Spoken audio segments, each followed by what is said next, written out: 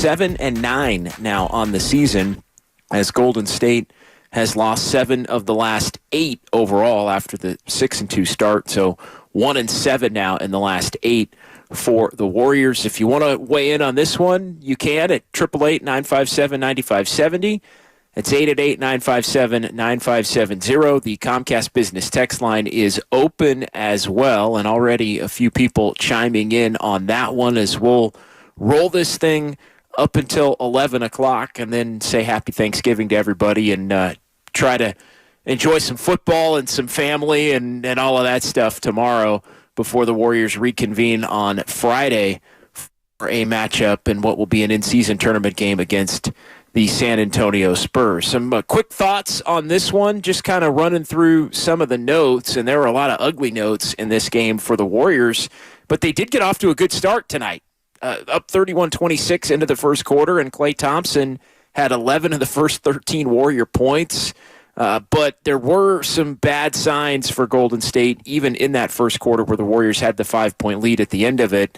Steve Kerr calling an angry timeout for the Warriors allowing too many easy drives, which has been a real problem for them, in particular with Draymond Green and Gary Payton II out. The loss of the Warriors' top 2 defenders here during this stretch where they've struggled has been pronounced, and they can't keep players in front of them. I mean, flat out. I mean, the attacking of the basket, and tonight it was fouls. I mean, you had Kevon Looney in foul trouble, you had Dario Saric in foul trouble, you had just a ton of fouls being committed all over the building tonight for the Warriors, and so the hot start for Klay Thompson, it felt like they should have been up more than 5, but they weren't.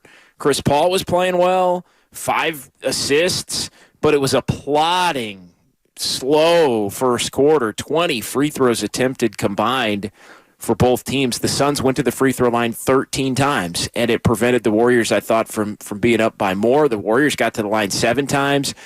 Mentioned Dario Saric, who picked up 3 fouls in 4 minutes, but the Warriors were up 5 at that point. And you're thinking, all right, the Suns kind of sleptwalked through that first quarter, but they got to the line enough to hang around and hang in the game, and then everything changed in quarter number 2. Quarter number 2, all Suns, 37-16 when it's all said and done. It was a 12-4 run to begin it. It was a real rough start for the bench group that began the quarter. Chris Paul, Klay Thompson, who had played well with the starters, but not so much with the bench. He was in that start of the second quarter unit tonight for Golden State. Moses Moody, Jonathan Kuminga. Kuminga was pretty bad in the first half.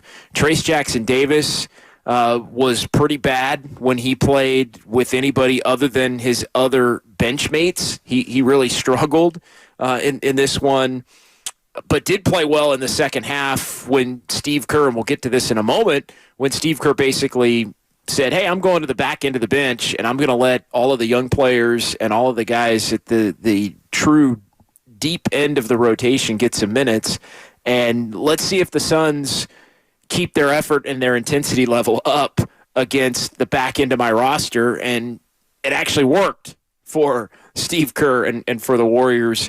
But yeah, the second quarter, all Phoenix, 37-16, and then all hell breaks loose. It completely fell apart. We talked about the 12-4 run Suns to begin the quarter. So the Warriors went from, at that point, down 5, or up 5 to down 3. And then the Warriors, though, quick run to get right back ahead 42-40, but then it completely fell apart for the Warriors at that point. A 14-0 Phoenix run. Suns go up by 12, and then Chris Paul gets ejected. Warriors at one point 6 turnovers in 7 possessions in that second quarter. And then you get Chris Paul mixing it up with Scott Foster. Those two have history, long back and forth of Chris Paul not faring well in games officiated by Scott Foster. Foster gives him the tech, and then Chris Paul calls him the B word, And then Scott Foster says, that's enough. Hit the showers. Happy Thanksgiving. Have a nice night. And so CP3 gets the 2 texts. He gets tossed in his return to Phoenix, ironically enough, by Scott Foster. Again, the first time that Foster's ejected Chris Paul, but those two have a lot of history, a lot of back and forth in the media, a lot of games where Paul's been frustrated with him and his teams have been frustrated with Foster over the years. I know the Warriors going back a long, long while ago, 6, 7, 8 years ago, the Warriors had issues with Foster themselves, and it all kind of flipped, ironically enough, when the Warriors went in and won that game 7 in the Western Conference Finals in Houston in 2018 when Chris Paul was unavailable after he got hurt in that series. And since then, it's really been the battle of Chris Paul and Scott Foster. So the Warriors introduced to the decade-long Chris Paul-Scott Foster feud, and so Paul gets told to hit the pike. Really didn't matter much because other than the early assists from Chris Paul, he was having a pretty brutal game top to bottom and ended up a minus 18 in just 16 minutes. Bench group just did not bring it for the Warriors among the bench players that were playing as planned in this one. Now, the bench group, as far as the back-end guys that played from about the 4-minute mark of the third quarter until the end of the game, when those guys were out there, they played well. But the actual mix-and-matched bench group of Chris Paul with Klay Thompson and Kuminga and Moody and Trace Jackson-Davis or Saric, that group tonight, for the most part, was awful and flipped the game and was a big part of the reason why the Suns were able to take control after trailing by 5 into the first quarter. So all hell kind of breaks loose toward the end of the half.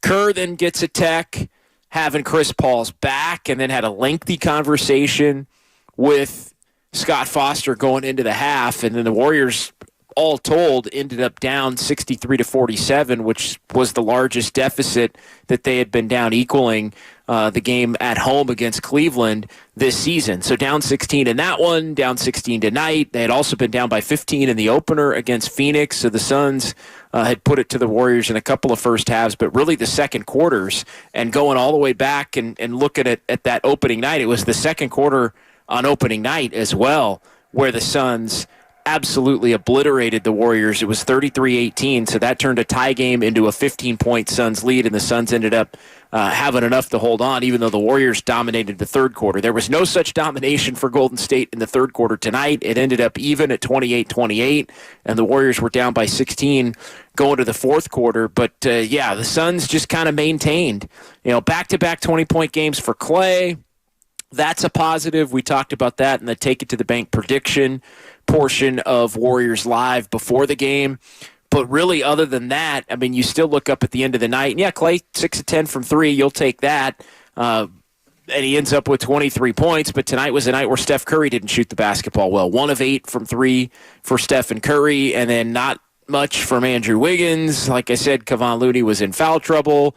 Chris Paul played well with the starters initially, but pretty terribly with the bench. He flames out, mixes it up with Scott Foster, and the Warriors find themselves in a position where they're down 20-23 late third quarter. And then Steve Kerr makes what I thought in the moment was kind of a brilliant move. He just said, you know what? Forget this. I'm pulling everybody out of the game, and I'm going to Corey Joseph, and I'm going to Brandon Pajemski, and I'm going to Moses Moody and Guy Santos and Dario Saric. And the Warriors were down 20 in that moment. It ended up being 23. And really what Steve Kerr was saying is, one, I'm going to give these guys an opportunity that haven't had real chances to play a lot. And it can't be any worse than the way the end of the second quarter and beginning of the third quarter have gone. So might as well give those players a shot. And then I think it was strategic in the sense that he really did want to see if the Suns stopped taking the game seriously, and it's exactly what the Suns did. The Suns regulars could not shake the back end of the Warriors roster, and the Warriors immediately cut it down from 23 to 15. It was still 16 at the end of the quarter. The bench guys then cut it down to 12, and 10. And the question was, does Steve Kerr go back to the main players? He did put Steph Curry and Klay Thompson in the game at the 9:18 mark. Klay Thompson hit a three, his sixth of the night, that made it an 11-point game. But then the Suns push it back up to 17 with Steph and Klay and Wiggins out there. Then it's 18 again with 6:05 to go, and that was it.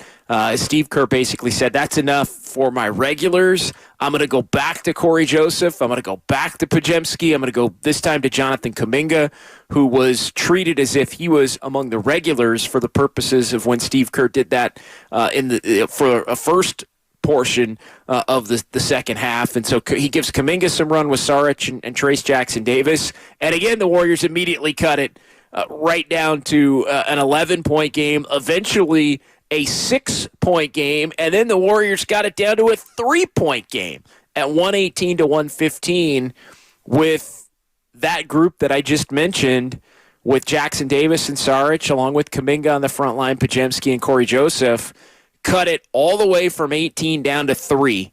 And they were running box and 1, and they were running triangle and 2, and they were hustling around, and you had Frank Vogel thinking, all right, this thing's done, and then those guys proved that it wasn't. And so, on a night like tonight, I think positive sign for Klay Thompson moving forward, that he's able to have a second consecutive good shooting game, but he also winds up being a game worst minus 24. And tonight was really about the starters. The starters got their ass kicked for the most part, and that includes Steph Curry, and that includes Chris Paul, and that includes Klay Thompson and Andrew Wiggins. And Klay was one of the guys that was playing with both groups. And so even with the good start to the game, and even with the Warriors jumping out early and having a 7-point lead, the starters got beat, and got beat in a big-time way. Devin Booker, a plus 23 on the night, where he's 5 of 15 shooting the ball in this one. And you look at the different, where did the Warriors lose this game? Really, fouls and turnovers. Turnovers and fouls. 27 points off turnovers the Warriors allowed, and Phoenix got to the free throw line 52 times. You want to know why this game lasted damn near 3 hours? Phoenix gets to the line 52 times and makes 44. So a 25-point advantage. The Warriors got to the line 29 times, but just too many fouls and too many free throws and just no rhythm. I think bad energy for the most part from the starting group once the game got away late in the second quarter, late in that first half, and just not a lot of fight from that point forward. And so you add it all up, and it's 123 to 115. The Suns get the win. So a nod to Klay Thompson for another offensive game, a nod to Dario Saric and Trace Jackson-Davis and Pajemski and Corey Joseph, and Guy Santos was out there for that third quarter run. Moses Moody was out there for that third quarter run. Then Kuminga for the fourth quarter run among the bench group that got the Warriors back in the game. So you give them credit to varying degrees for being able to fight and scratch and claw and try to make a game of it. So respect to that group, but the starters tonight, they frankly got their ass kicked, and that's not going to cut it. And it's the second time that the Suns have done that without Bradley Beal, but with Kevin Durant and Devin Booker. And the Warriors looked, again, a little slow, a little old, a little unathletic, whatever you want to say, and almost like a team that, and we had a texter that referenced this, they got to shoot it lights out on a lot of these nights to be able to overcome some of the other areas and where this team is deficient. And you got a lot of star players that are getting up there. It's I think size on the wing. People want to talk about size, and I already had a flood of text messages come in on the Comcast Business text line about size. And size is not bigs. Size is not bigs. Size is wings. And to be honest, the Warriors don't have enough good wing players right now. Kuminga, he has been a disappointment, I think. He's had some bright spot halves, and he's had a couple of good games. And look, when I start saying Jonathan Kuminga's a disappointment, he's a disappointment in the sense that it's starting to look difficult for him to be the role player consistently that the Warriors need him to be. It's not, I'm concerned about his future and can he be a star or anything like that.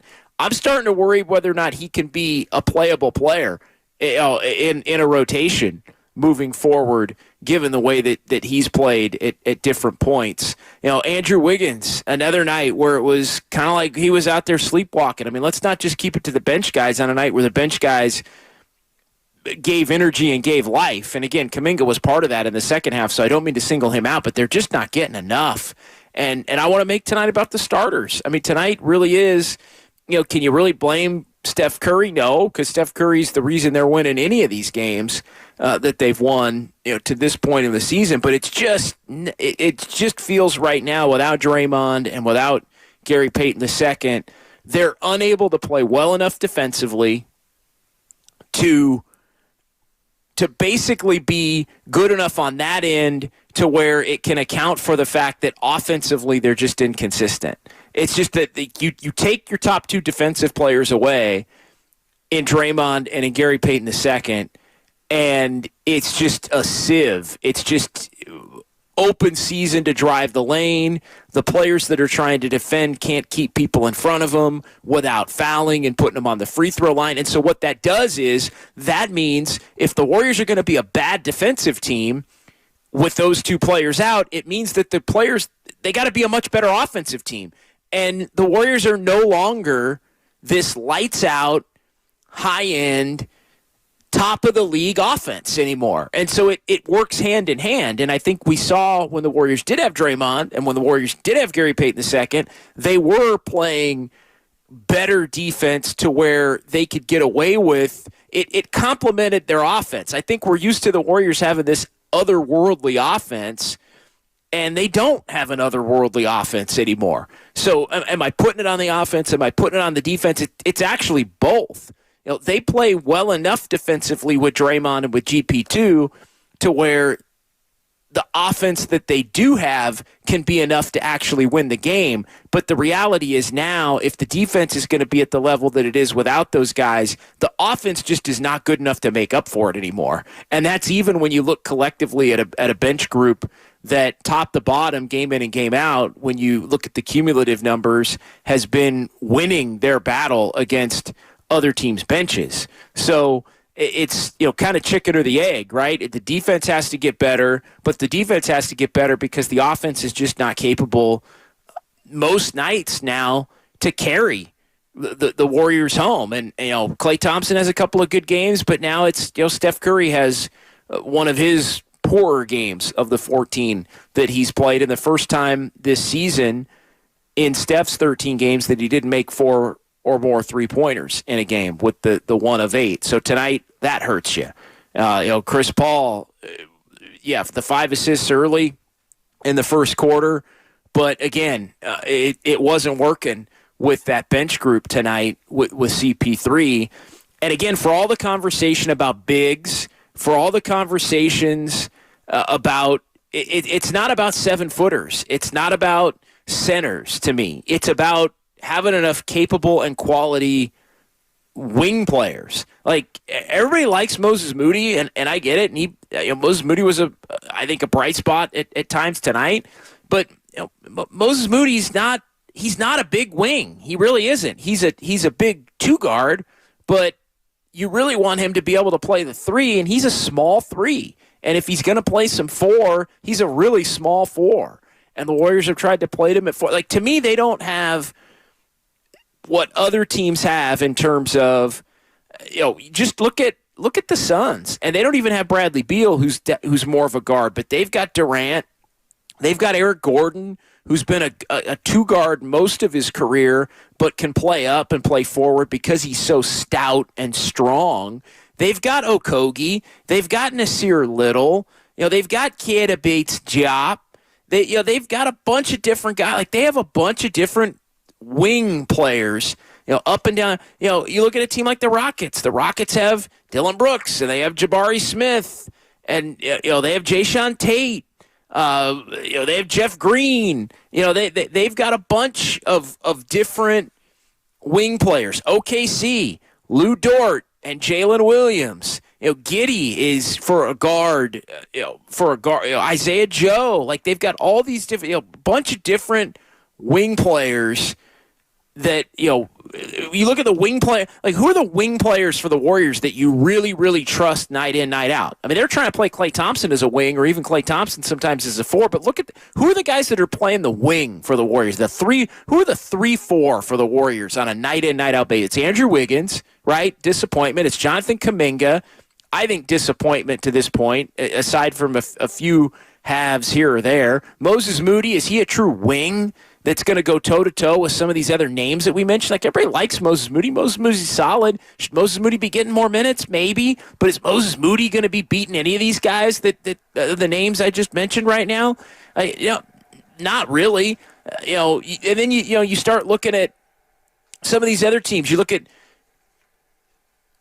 Minnesota, who the Warriors had played before they played Oklahoma City. Jaden McDaniels, Anthony Edwards. And again, he's the first pick of the draft. But Nickeil Alexander-Walker, Kyle Anderson. Like, these other teams in the league, these good teams, all have multiple wing players that, Karis LeVert is coming off the bench for Cleveland. And I think that's where it's size at the wing, but it's not even size. It's skill. It's the ability to slash and finish and make an impact.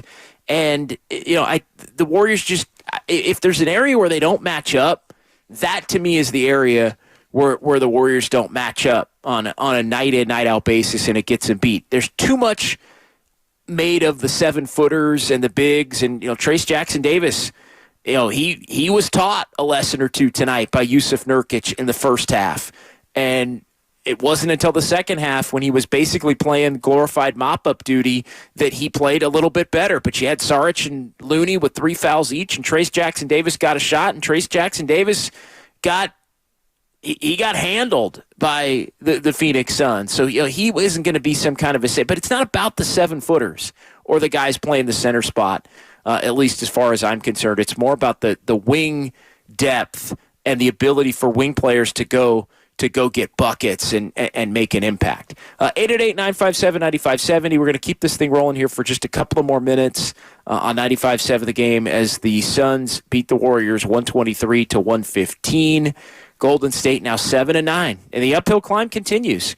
You go home and you play San Antonio on Friday, and guess what? That's a must-win. Yeah, it's November 22nd, and Friday will be the 24th, and we're talking about must-wins. And, here's another thing. We had Steve Kerr on last night. It's filling in for Willard Dibbs. Great conversation with the head coach of the Warriors, Steve Kerr. I said, Steve, you worried at all about Minnesota and OKC, and there's, you're right there with the Suns and the Lakers, but there's all these other teams, Sacramento. There's all these other teams that were beneath you in the standings last year that are off to these good starts, and you guys are under 500, and you're not worried about any of it.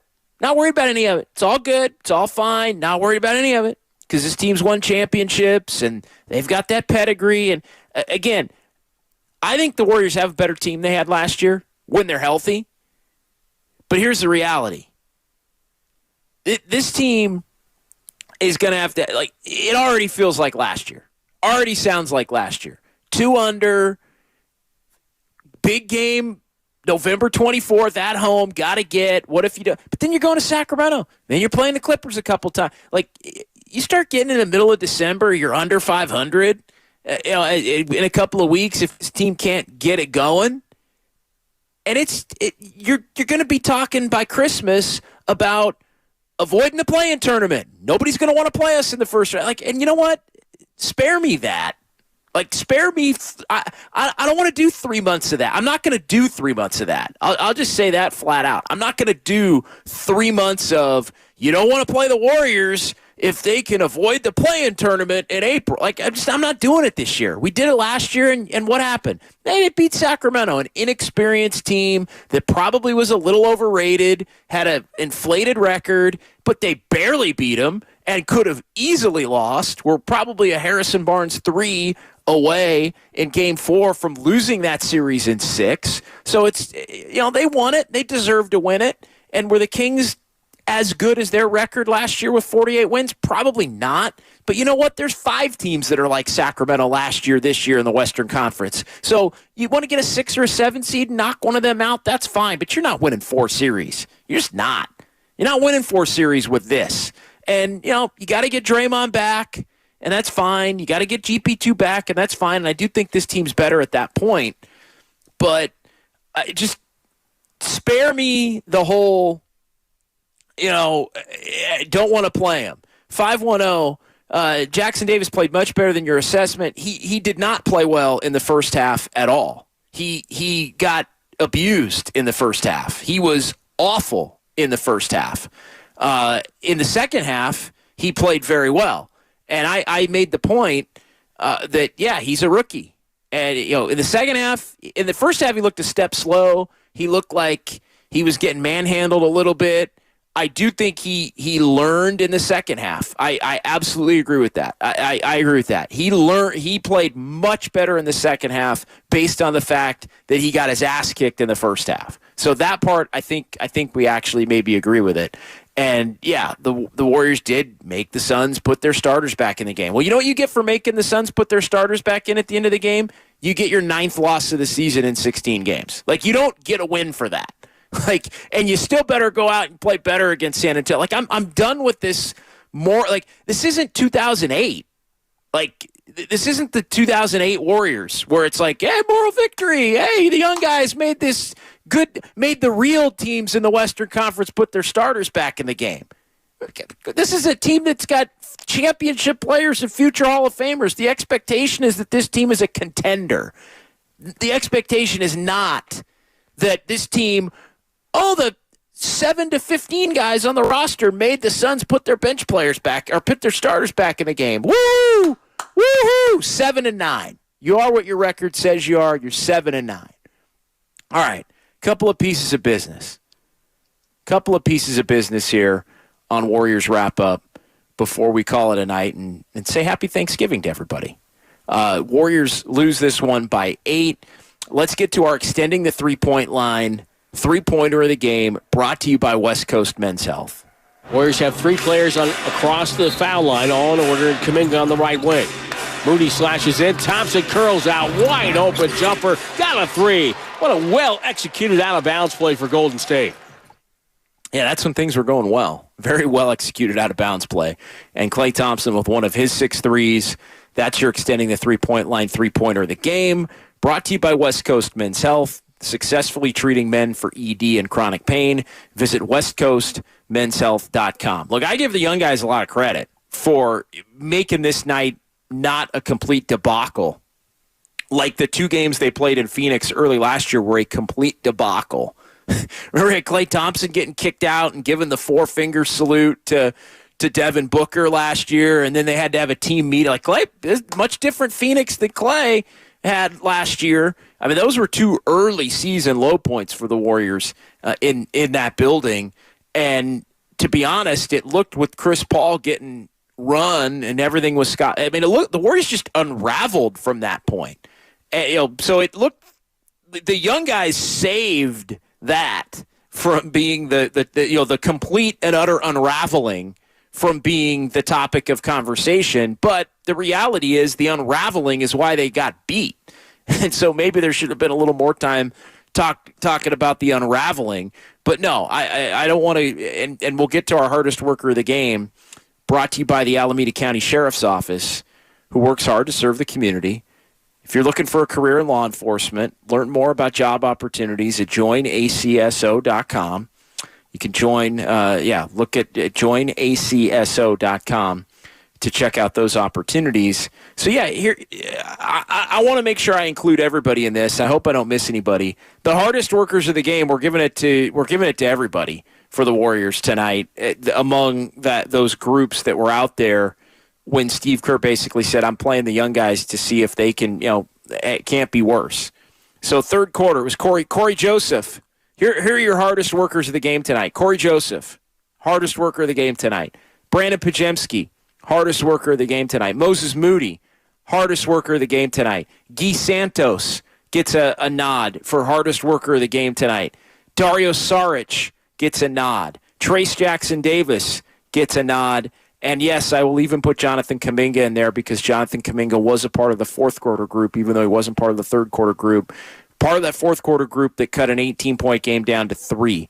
So, yeah, those bench players for the Warriors are the hardest workers of the game tonight as the Warriors end up losing this one by that score of 123 to 115. All right, 888-957-9570. That is the number where I'm going to read a couple of texts, and we're not going to have time for any more calls here tonight because we are up against it. But a couple of quick texts. 510, I think this is spot on. As much as the criticism for Draymond Green and how he doesn't help the Warriors was on full tilt tonight, they need his defense and toughness. 100%. They need it. They need Gary Payton to say. Steve Kerr said it last night. They need Draymond. They need him. 203, down 2 possessions, and you leave the greatest shooter of all time on the bench. Kerr lost the game. Bull.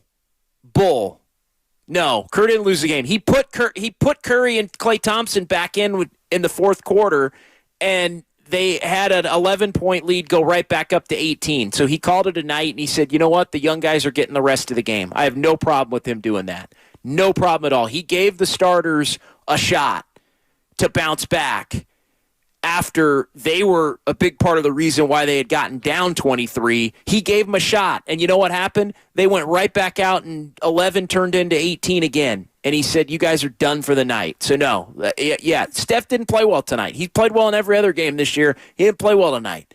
And Kirk gave him that opportunity.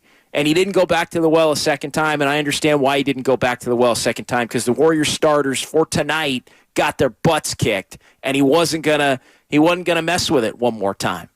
All right, that'll do it. Great job, Sterling Bennett in our San Francisco studios. Make sure you listen to him and Mark Grandy tomorrow following the Niner game. Watch the Niner game, have your fan, whatever, do your thing, and then flip on the radio, listen to Grandy, listen to Sterling Bennett tomorrow. But he's doing a great job in the studio tonight, as is a host of others who are terrific, absolutely every single night. So that'll do it. I'm hopping on a plane and heading to Seattle. I'll talk to hopefully Sterling and Grandy and Evan and Lowe and everybody at some point tomorrow from Seattle. Happy Thanksgiving to everyone. We will reconvene on Friday. We're live and local here on 95.7 The Game from 6 a.m. all the way till 11 o'clock at night on Friday, as we got a full slate of shows, and then I'm going to have Warriors Live from Ballast Point Brewing coming up at 6 o'clock. So join me at Ballast Point. Warriors Live at 6, Warriors and the Spurs, and then we'll be breaking it down after the ball game with Warriors wrap-up as well. So, all right, happy Thanksgiving. Warriors lose to the Suns 123 to 115. We'll talk to you tomorrow. We'll talk to you Friday. Keep it locked right here at 95.7 The Game. You're listening to 95.7 The Game, KGMZ FM and HD1 San Francisco.